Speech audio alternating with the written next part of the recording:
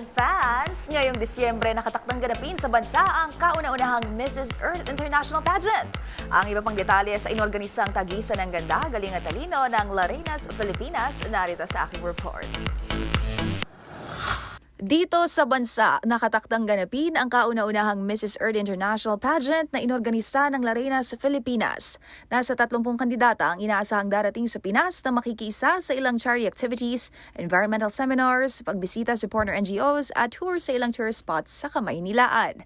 Bukod sa titulo bilang Mrs. Earth International, paglalaban-labanan dito ang corona bilang Lady of the Earth International at Mrs. Elite Earth International.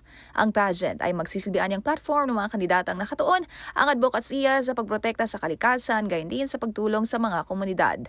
Ayon pa nga sa founder ng Larenas, Pilipinas at dating beauty queen na si Cristel Bulabon, sa pageant na ito ay hindi basihan ng tangkad, edad o katawan ng isang kandidata, kundi ang kanyang dedikasyon sa isinusulong na advokasya.